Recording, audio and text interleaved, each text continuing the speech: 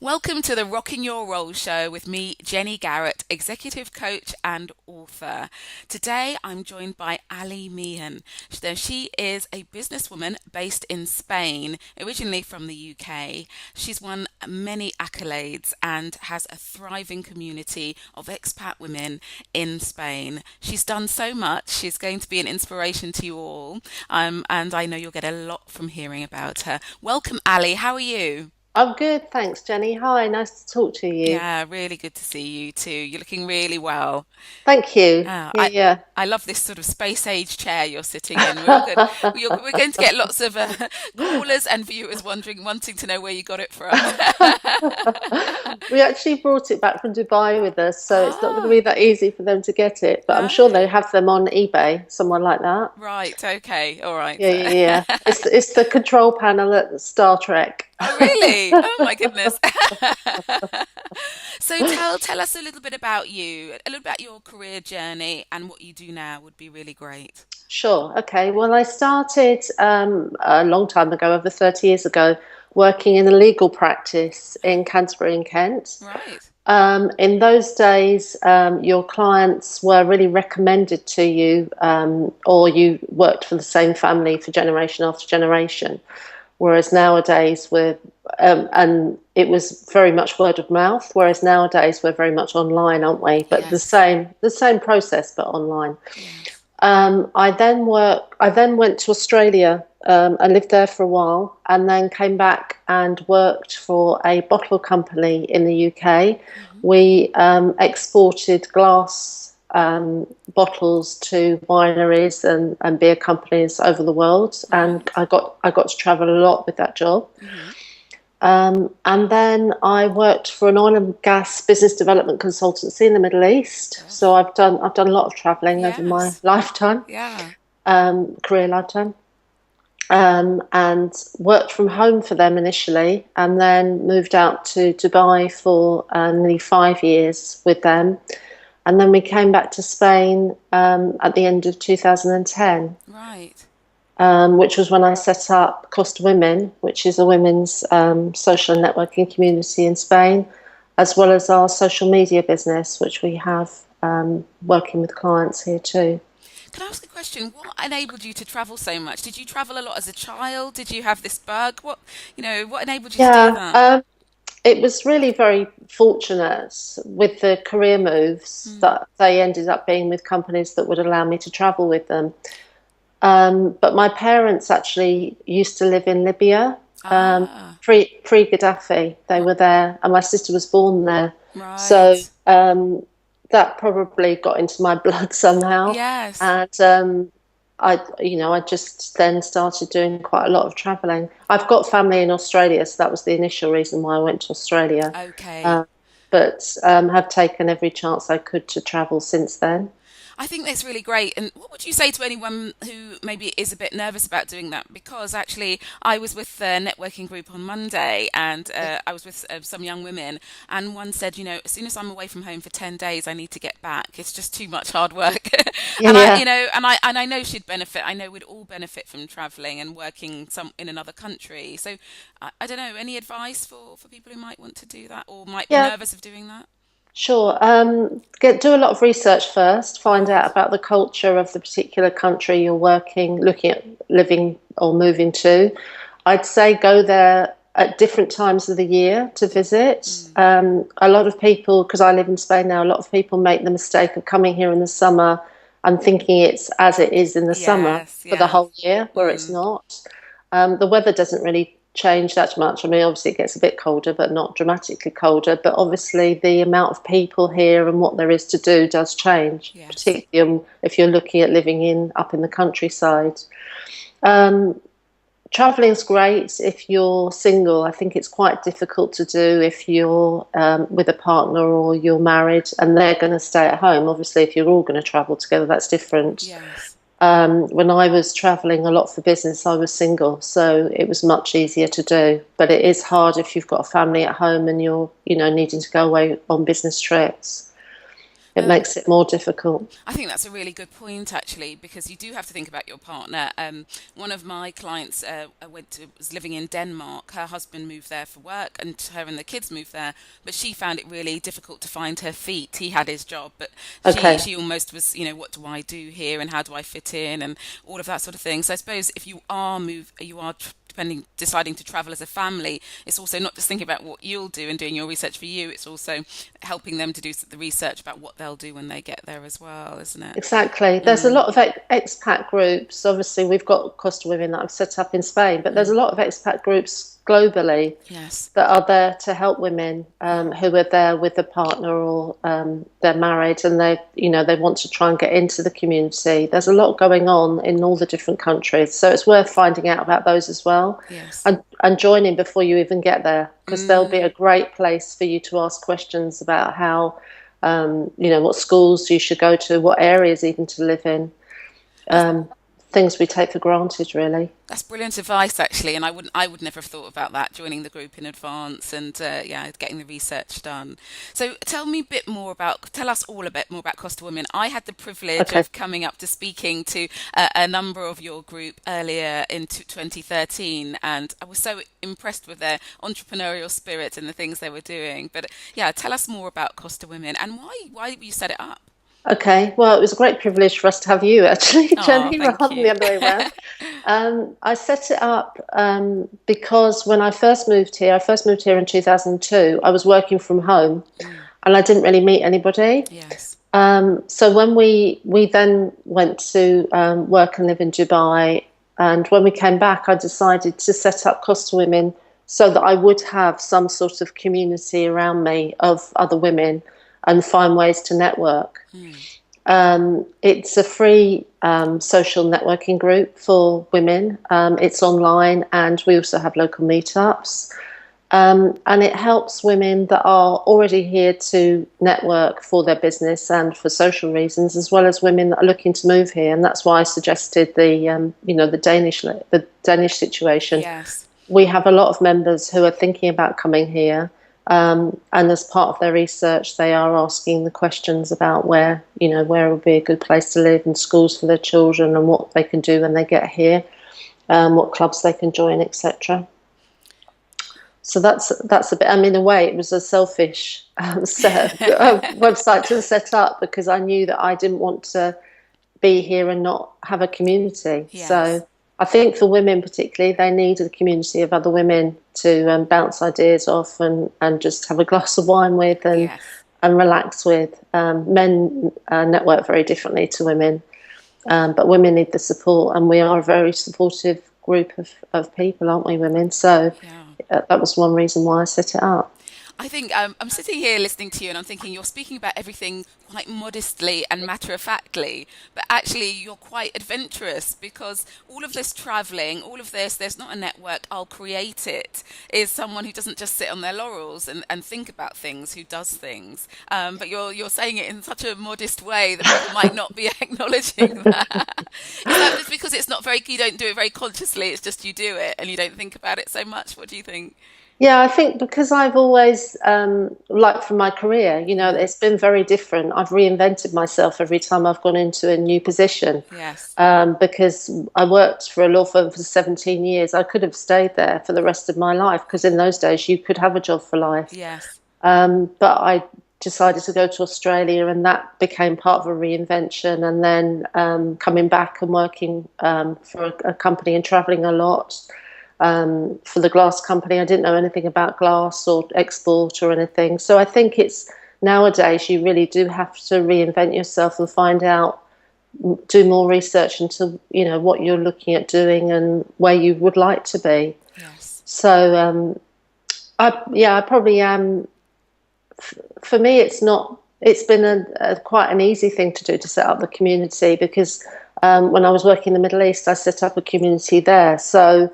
Um, but it is a learning experience, and I'm learning every day using it and getting feedback from the members what they'd like to see and then trying to incorporate it. So they're helping me with that journey as well. Fantastic. And how many members do you have at the moment? We've got nearly 2,500. Right, Um, great. My personal goal was 3,000 by the end of the year. I don't think we're going to meet it Right. unless we have a mad influx. You never know. You Yeah. never know. Yes. But yeah, that was my personal goal. But it grows every week. We Yes. probably have about 20 to 30 new members every week. So Yeah, yeah. I get the. I'm a member of Costa Women, and I get the emails and see people introducing themselves, and it is daily, and it's really very very interesting to see. So a little bit about your social media company. Then, are your clients in Spain, international, in the UK? yeah, we've had very few clients in Spain. They're mainly international clients. Right. We have clients in Hong Kong and Dubai and Singapore, all over, all different countries Okay. globally. Yeah, yeah, yeah. Fantastic. Because the radio station that this goes out on is in Canada. So Oh, okay. wherever you are in the world, you can engage with you regarding social media. Yeah, I mean, that's the joy of social media. You Yes. can engage with anybody globally. Yes. And obviously, we met through social media. Yes, we did. Yeah. And some of my, closest friends now have come through social media. Yeah. Whether I've met them in person, some of them I haven't even met them in person, but you can still build friendships with people virtually. So it's great. It is amazing. And you talk to people every day and they do become, maybe you haven't even seen them in person, but they can become Yeah, your absolute closest friend. yeah, yeah. Well, in some ways it's easier because they've got no preconceived ideas of, Yes, who you are. They just, just meet you online, as it were. absolutely. So for you, what have been some of the challenges in this really interesting career you've had?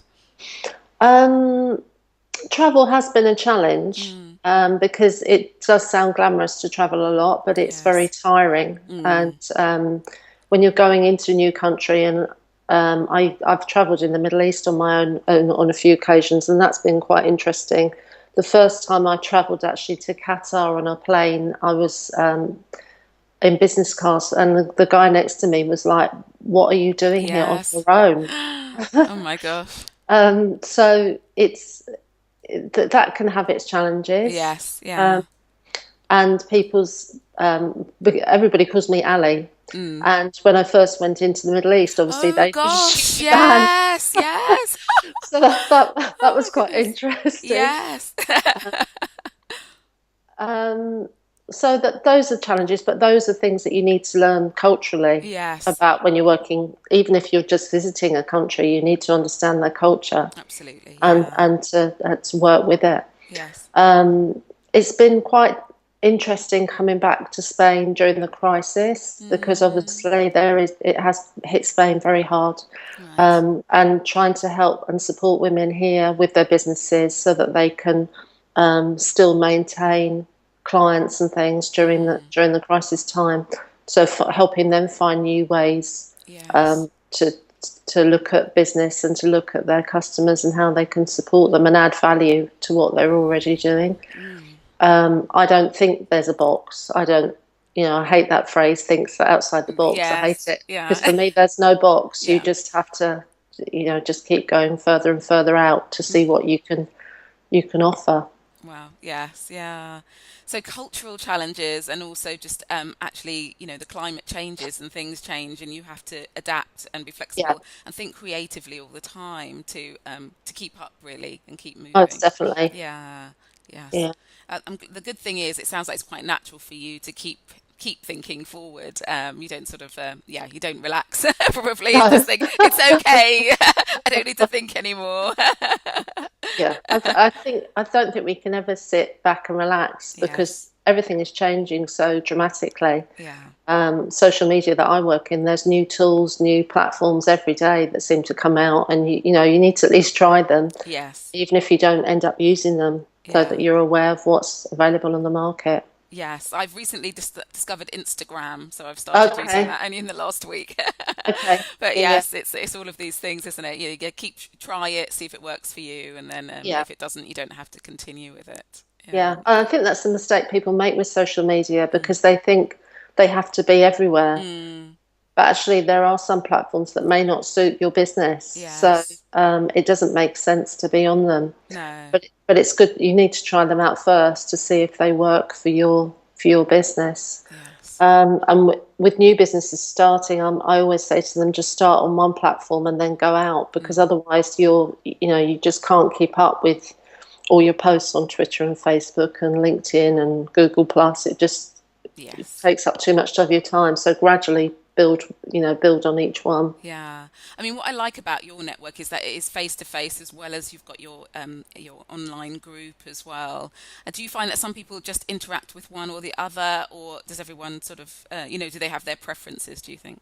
I think people generally have preferences Mm, as to whether they do want to meet people up in person or communicate online. yes. It's getting more normal, really, to be online than it ever used to be. Mm, And people don't get so concerned when a complete stranger contacts them. Whereas yes. once upon a time, it was, who is this person and why are they stalking me? Whereas Yes. now it's quite normal. So that's put a completely different spin on everything. Yes. Um, I think as women, we probably do like one-to-one meetups. Mm. Um, Although we can meet people online first and make friendships there, but I think they still like the one-to-one connection. Yes, I agree. Well, that's a preference of mine as well. Absolutely. Yeah, It's just time, isn't it? Time yeah. to meet all the people you'd like to. So, I'm really interested because I'm thinking as a woman who's been running a business, you have had to deal with these cultural differences, especially,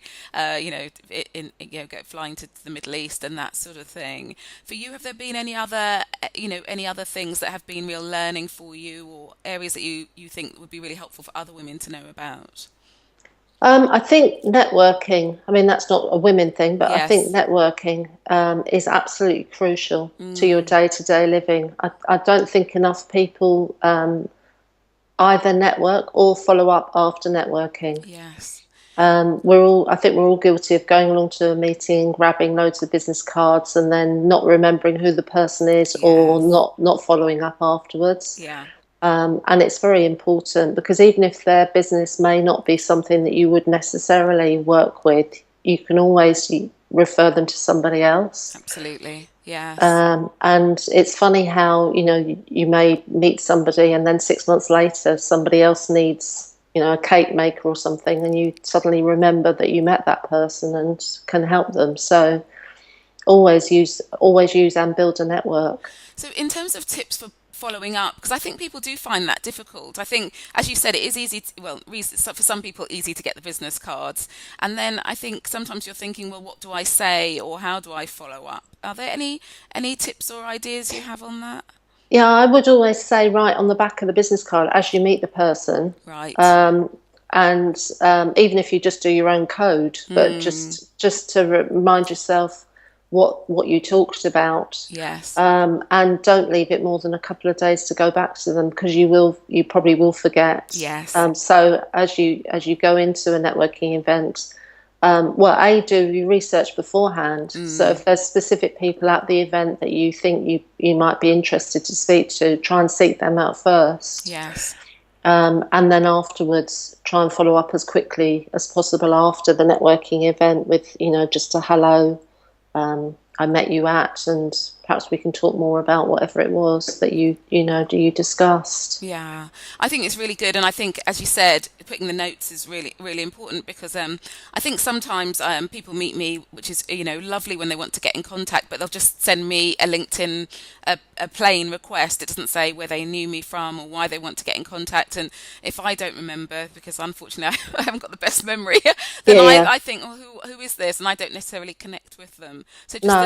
it just has to be a couple of lines, doesn't it? A little note just to say what why you'd like to connect or why you'd like to stay in touch, and it sort of keeps everyone's mind fresh about it as well. Yeah, I think it's quite important to change that automated message on Mm, LinkedIn so that you yes, actually type "I met you at" and yes, and we talked, etc., rather than just I would the blanket yes. LinkedIn message. Yeah, completely.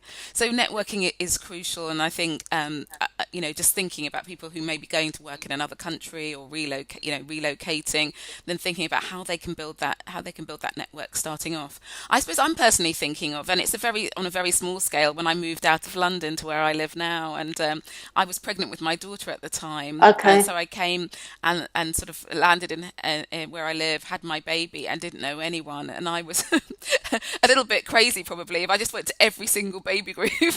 If there was one, I was there, and sort of put myself out there to meet people, because I thought I can't just be on my own, all No. day every day with a baby. And I did build a little network as a result. So it's getting yourself, pushing yourself out there, isn't it, as well? Yeah, and also on social media again, on Facebook now, Mm, particularly for expats, a lot yes. of the towns and villages here have now got pages for their particular town or village. Ah, okay.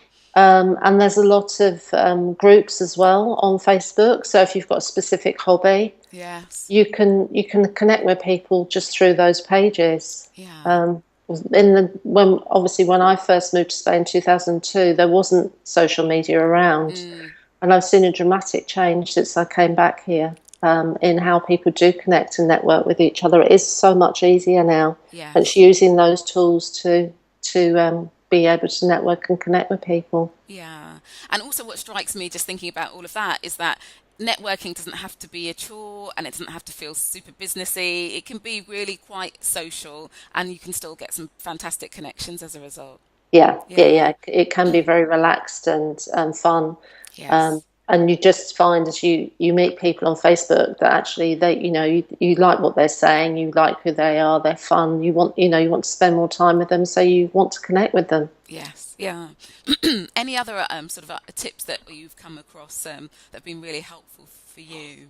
Um, Goals, I think. Ah, I I think they're very important for your business and for you personally. yes. So I always have goals, and throughout the year I revise them and look at them and Mm, see how I'm doing with them, because I think they move the year forward in a very positive way. yes.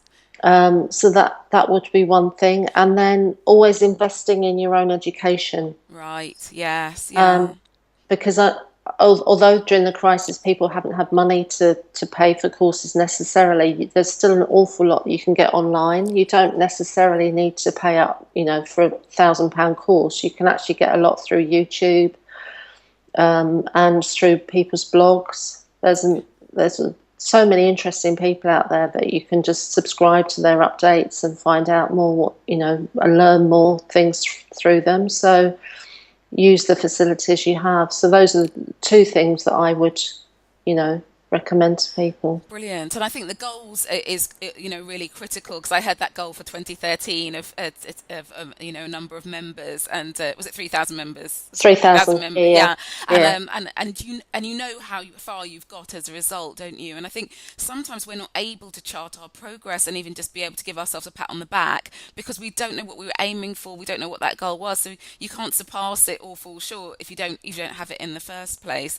And although even if you don't get to 3,000, you'll know your growth, won't you, over yeah, a year, yeah, and that's something to congratulate yourself for, yeah, and be able to articulate that to other people. So goals serve many purposes.